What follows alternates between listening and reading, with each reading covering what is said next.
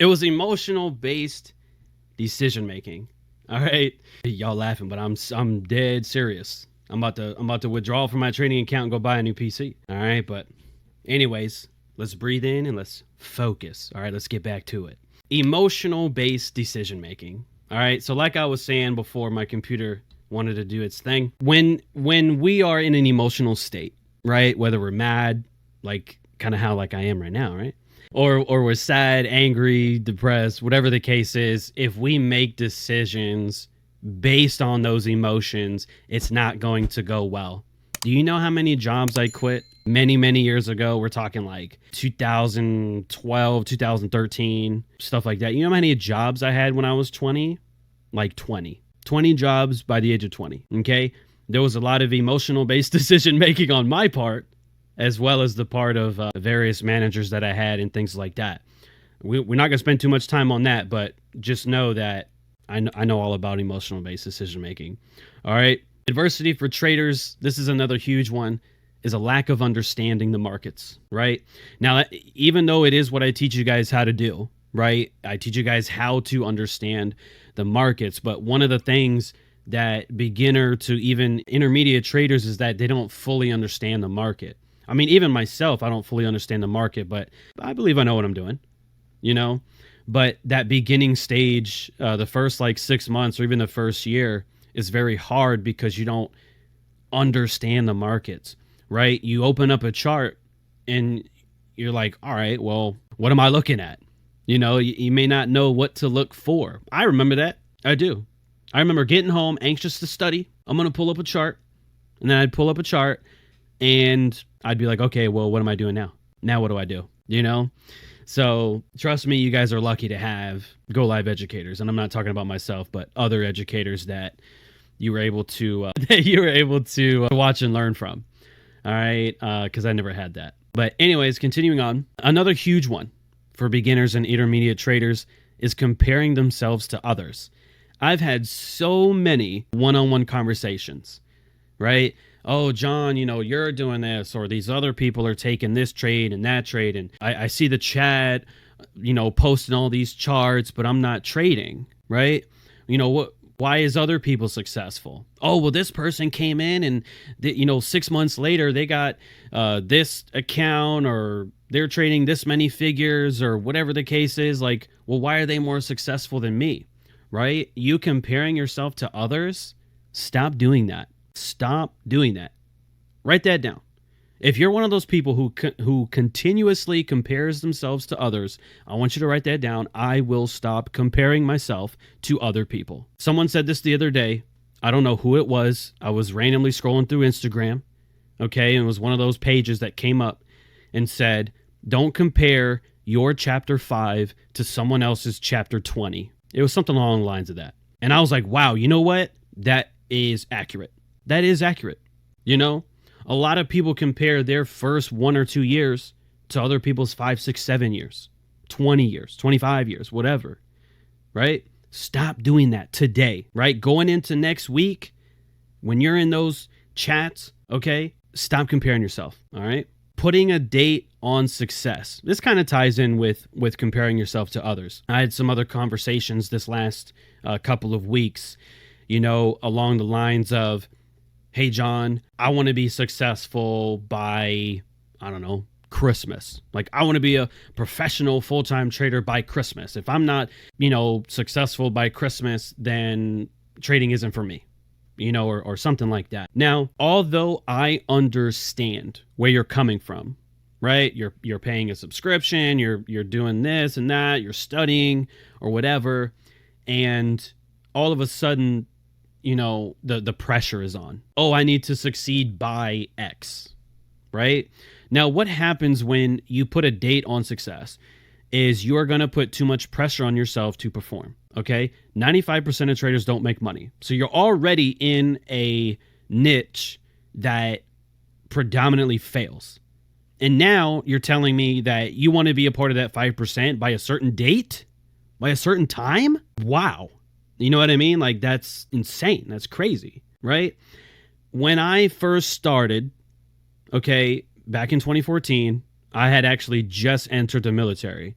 If you don't know how the U.S. military works, it works based on contracts, 4 years, 5 years, 6 years. And if you re-enlist, you can do like a 2-year extension, but whatever. Whole point is that I had a 4-year contract right off the bat. Okay. So I already knew going in, I've got time, right? And having that time, or at least in my mind, knowing, hey, I've got time to learn this, it made it a little bit easier to learn. I was more focused on the process and actually learning new things. I wasn't focused on, man, I need to be, finessing the markets in 6 months or 12 months. That never came across. Okay. But I see people doing that. And you know what happens? None of them make it. None of them. You know why? Because like I said, it's too much pressure. You're going to pressure you to perform, and it's not going to go well, because now you're making yourself susceptible to all the other trading mistakes, over leveraging, trading too often, emotional based decision making, because you don't understand the markets. You got to have enough time to learn, enough time to be successful, right? One of the analogies that a lot of people in trade house like to use now is the doctor, right? A doctor, lawyer, whatever. It takes like 8 years of medical school to become a doctor, or however many years of law school. Now, I'm not saying that I am a doctor, because I'm definitely not, and I'll never be a doctor. But it's true that in trading, it does take a lot of time. So stop putting that pressure on yourself. Okay. Someone asked, how should we measure our success? There's different ways of doing that, but I wouldn't necessarily look to measure your success like every week or every month. Like don't do that. Maybe every 6 months or every year, do like a self-reflection. Oh yeah, I remember using trend lines and indicators and this and that, and now I'm using smart money concepts, and man, I've come a long way. That's good enough right there. You know what I mean? That's good enough right there. Okay. But anyways, let's continue, because we got quite a few more things to go to, and it's already 38. But we're probably going to run over. It's probably going to move past 7, but just so you know. All right. I'm just forewarning you. All right. It's already up there. A lack of support from family, friends, or your significant other. That's what that's supposed to mean. Okay. A lack of support from your family, friends, and significant other. I've also had many conversations with people, right? And this also ties in with putting a date on success. Right? Oh, John, I don't have friends that want to trade, or my wife or my boyfriend, this and that. They don't trade, and my family thinks it's a scam, and my friends say no one knows how to trade, and all this and that, right? And you're listening to those people because you respect them, right? Like you grew up with your friends. Obviously, you know who your family is, or your significant other, right? You respect their opinion, or you care about them. And so when they don't support you, it makes it that much harder. Oh, well, my significant other doesn't really care about this, and they're kind of, oh, it's been like 6 months. Why haven't I made any money yet? And stuff like that. And again, that just adds to the pressure, which makes you susceptible to more trading mistakes. And that's another reason why 95% of people fail, right? Now, I'm not saying that you need support from your friends or family or significant others, because I made it without that, but it takes a lot, okay? Actually, you know what? Another sidebar conversation. I told you we have a lot of those, and here we are. All right, sidebar conversation. What separates me from the majority of traders, okay, right, John Phibb, okay? It's not the education. It's not the trading, right? It's not my beard, okay, even though I think it's great, right? It's not my sense of humor. It's not my comedy. It's not any of that. But it's the fact that despite everything that I have been through, I was still able to learn how to trade through all the adversity, which I'll get into in a minute, what a few of the things that I went through. But no one that I know, okay, no one that I know will outwork me, period. And I don't say that from a point of ego or anything like that, but trust me, after 7 entire years, 7 full years, 365 days, 7 times, I've seen a lot of people come and go. I've seen a lot of people want to work with me or want to do this and that, and they all started and they all left. And I was one of the ones who stayed and outlasted everyone else. How is it that even people who have been trading 20, 25, 30 years, I'm still able to teach them something in my year 5 and my year 4 than their year 20? Because I will outwork everyone. That's me. Okay? But again, guys, not from ego. I want you to understand. I just really, really have a passion for this. And I'll give up every weekend. I don't care. That's why I made one of my sessions on a Saturday. Okay? Someone said they were starting to learn to trade from May of last year. discharged the Army a few months later. It's been a journey. Oh, that's awesome. That's awesome. I spent a couple years in the Navy, but we're not going to talk about it. All right. Honorably, of course. Believing skeptics, okay, which are people who basically say you can't do it. And trust me, I had a lot of people say that. Oh, John, you can't trade the markets. No one knows where the markets are going. Well, I'm pretty sure after 2 years on Go Live, I completely demolished that nonsense. Okay. As did a lot of you guys and even the trade house educators. We have obviously proved that the markets are predictable. Okay. So you got to listen to people who have what you want. And when you listen to people who don't have results, you're going to be them. You're going to turn into them. Just because they couldn't do it doesn't mean that you can't. They told me I couldn't predict markets. And look what I do every week. Come on, man. Don't listen to those people. And also stress from your job or stress from a significant other or even just life's major events. These are all adversities, right, that traders face. So there it is. But we're going to continue. Okay. So now that we know what may happen, right, adversity in the future, okay, how do we overcome adversity? How do we overcome challenges? Okay, this is probably the most important part of today's presentation, by the way. All right, understand that your life is not your current situation and anybody can improve if they want to. All right, now I'm not entirely sure when I wanted to share some of these personal notes. I don't know where to fit it in, so I'm just gonna fit it in here. All right, because if I don't, I'm gonna skip it and then be upset that I didn't do it. All right, so in case you didn't know, all right, I am 27, okay, and I graduated high school in 2012. Now at the time, obviously I was 15, 16, 17 years old, okay, but I didn't grow up in the hood, okay, I didn't grow up in the hood, but I did grow up in a place, in an environment where I was not really respected by my peers, even teachers in high school. All right. I had an assistant principal one time. Okay. I went to her office like every single week. Okay. I had like the biggest file in their file cabinet for like how many times I was written up and suspended from school and things like that. And like, bro, they like, I don't know, like they just hated me for some reason and I couldn't tell you why. All right. And I had no idea. And I couldn't even tell you why I was kicked out of school like every single year from grade 6 to grade 12. For those of you that don't know, that's middle school through high school. Okay. I was kicked out. I was suspended at least one time every single year. Every single year.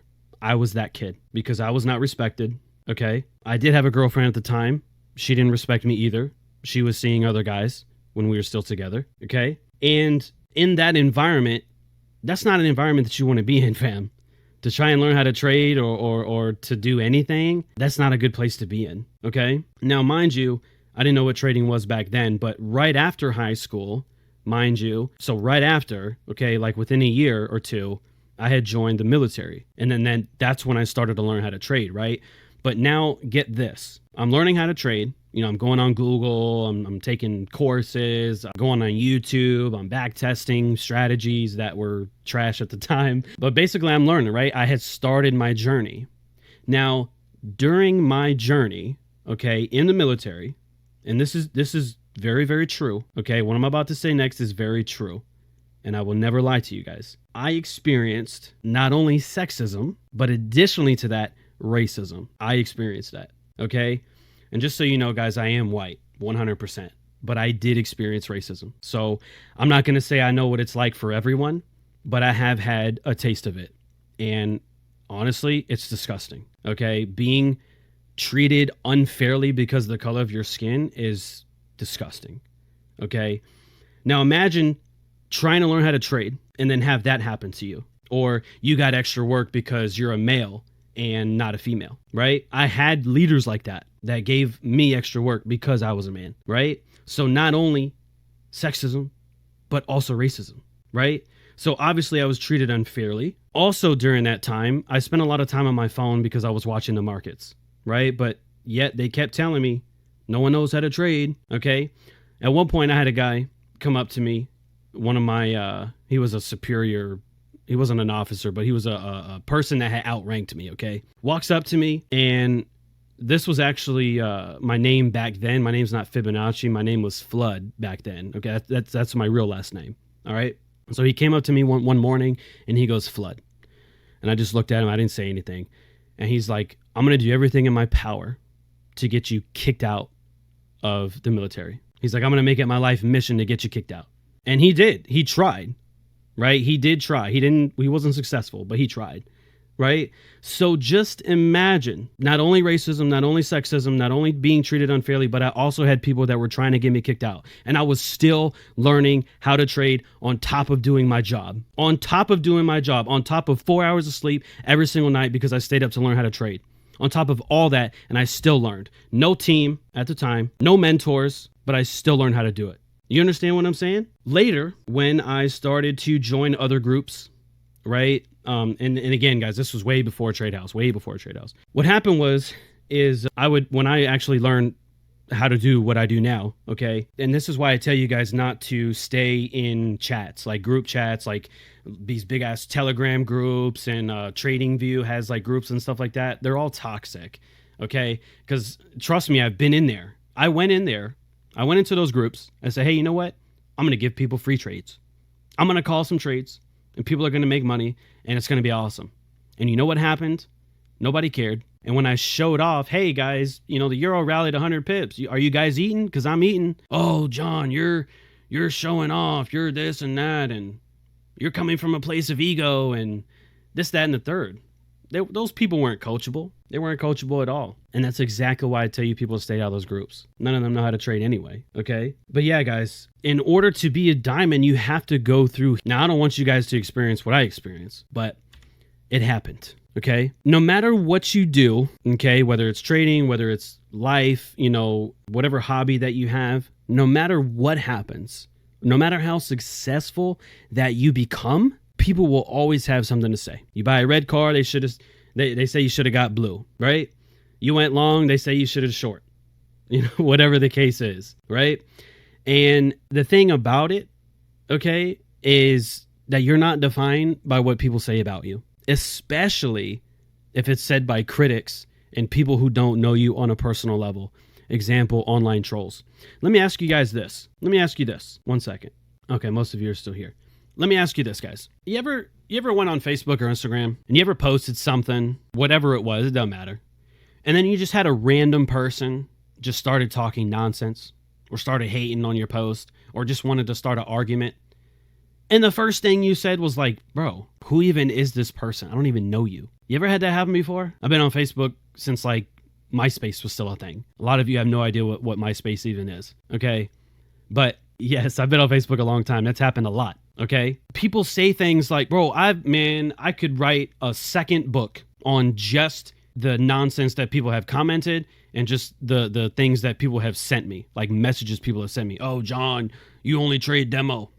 Why are you teaching people when you only trade on demo? And I'm just like, bro, what? Are you serious? And like that can be detrimental if you spend too much time on it. So just understand you're not anything what people say. Okay? Literally happened last week. Yeah, I know it happens. No matter what you do, people are always going to say something. I wrote a book. They blame me for plagiarism. Can you believe that? Amazon, for whatever reason, allows people to review books that they didn't even buy. People didn't even read my book and they still commented, still left me whatever they had to say about it. It happens. People will talk about you if you're successful. Period. Okay? We got to come back. What happened to... give me just 1 second. Anyways, we are all people. We have our own flaws, our own insecurities, our own way of dealing with struggles, etc. People often project their anxiety and fears onto others as a means of handling themselves, right? Not every battle is personal or even about you, but rather the person is dealing with things internally and they don't know how to deal with their problems in a healthy way. And none of us are perfect. I got into a lot of heated conversations over the years, okay? But one thing I had to understand is that the people that I was arguing with were also people too, dealing with whatever that they were dealing with. And it makes it a lot easier to deal with people when you understand that they're a person too, okay? Now this next part is one of my favorites, okay? On how to deal with certain things. Are you ready for this? Yes, barely, Felix, you are correct, okay? Overcoming adversity and challenges continued. All right, check this out. You ready for this? If you ever find yourself in a situation where someone's saying something bad about you, or maybe you're short on time, short on money, whatever you're going through, this right here, I believe will get you through a lot, because it also has gotten me through a lot. This part right here, number 4, your goals or your purpose is far greater than your enemies. Your purpose is far greater than all of that. I've had at least 1,000 arguments. I couldn't tell you what 998 of them were about. Why? Because they weren't important. All of that, every single conversation, that was less than my purpose. So after a while, you decide and you start to realize, hey, you know what? These conversations aren't fruitful. I'm not gaining anything from this. I'm done with this. And that's why my blocked list is so large, because I give people like one chance now. One chance to say something stupid and you're blocked, and that's it, right? And that, trust me, that helps out a lot, okay? It does. But when you understand that your purpose is bigger than your enemies, Trade House, the I Am Mastery Academy is bigger than all of that. You understand? I forgot who said this, but this has been online for quite some time as well, is you've survived 100% of your bad days. You've overcome challenges before. You can overcome challenges again. And that's true.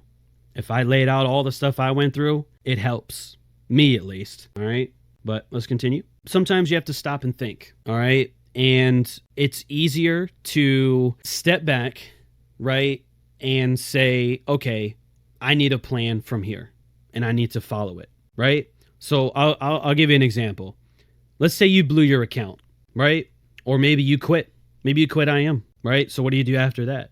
You need to build a plan and follow it. So let's say, for example, you blew your account, right?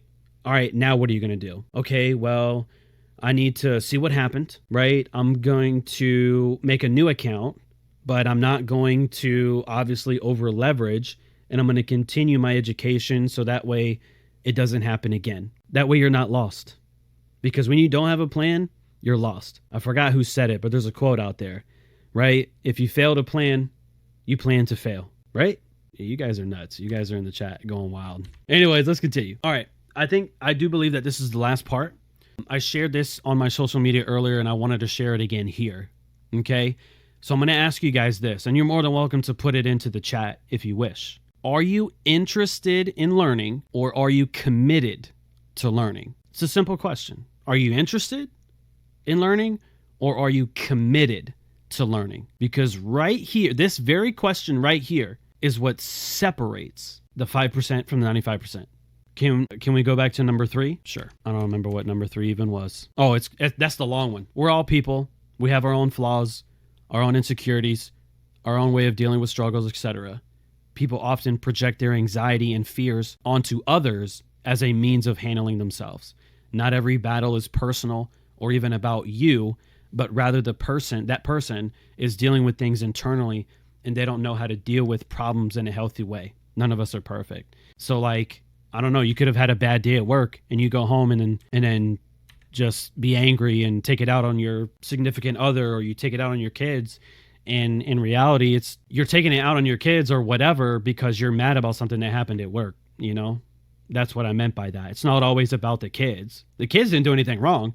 It's just that person happened to be upset about something and they're punishing their kids for whatever just was their way of handling it. Obviously in a very unhealthy fashion, but that's the only real analogy that I can think of. All right. So you guys said, let's see, committed to learning, committed both, obsessed with learning, committed. A lot of you guys said committed, and that's great because this is the next part to that. So Ken Blanchard, I believe he's also the author of The 1 Minute Manager, if I did my research correctly a couple hours ago. All right. Once said the following: there's a difference between interest and commitment. When you're interested in doing something, you do it when it's convenient.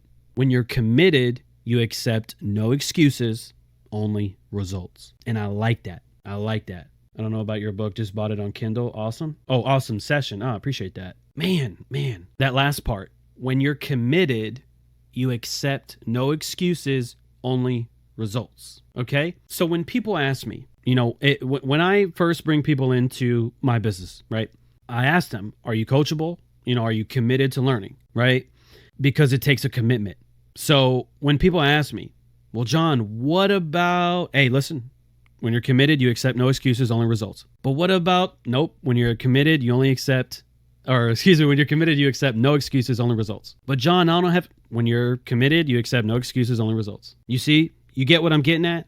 It doesn't matter what your excuse is. Doesn't matter. No excuse matters because it says it right there. You accept no excuses, only results. Oh, I'm committed, but only if this, that, and the third. That's not how it works. A lot of people think they're committed, but they're only interested, right? Let me ask you this. I give out homework every Thursday. Well, most Thursdays. Sometimes we have an event or it might be a personal development, but majority of the time on Thursdays, I give homework, right? And right now, let me look right now. So we've got about 90 people on the session currently, but I can guarantee you, I'd put my entire account on it. I got 90 people live right here, right now, and I won't get 90 emails from the homework assignment. I won't. So again, are you interested or are you committed?